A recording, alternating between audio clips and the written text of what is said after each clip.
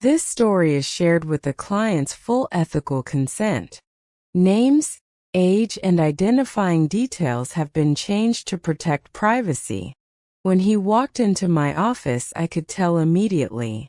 This was someone who had been silent for a very long time. "I'm 39, he said, "and I don't feel like I'm living my own life." Let's call him Dmitry. From the outside, he looked like the kind of man people trust. Calm, reliable, emotionally contained. The man everyone describes as solid. His life looked right. A wife, 2 children, a stable job, family holidays, photos where everyone is smiling.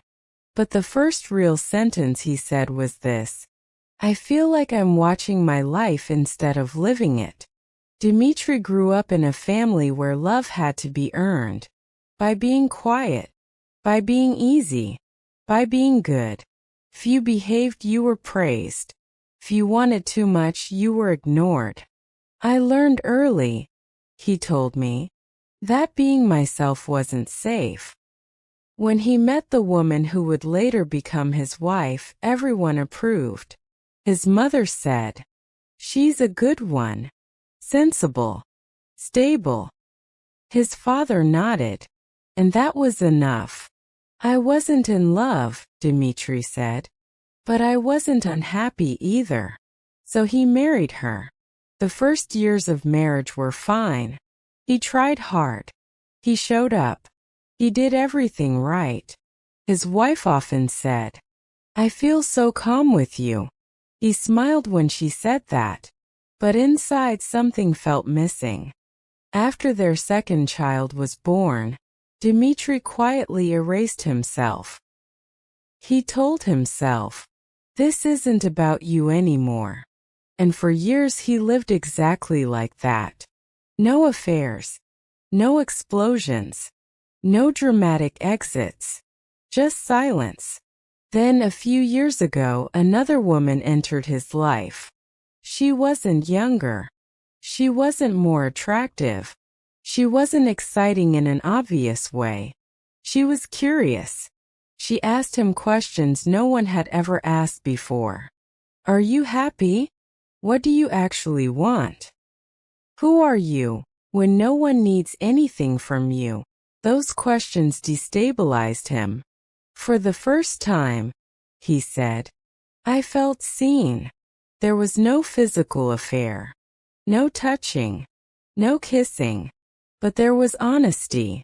Late at night, he texted her things he had never said out loud, about his fear of getting older, about feeling empty, about sitting in his car after work, not wanting to go inside his own home. And then he would walk into his house, look at his wife, kiss his children, and say nothing.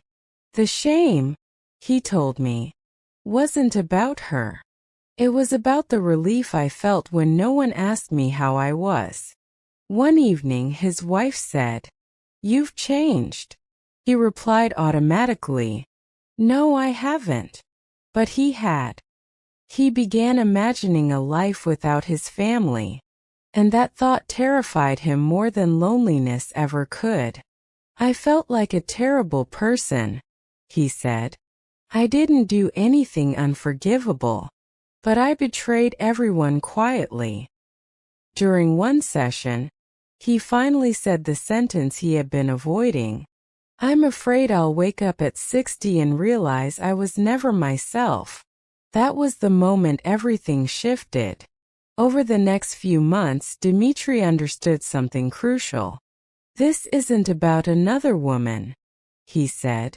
"She was just a mirror. I've been living for other people my entire life."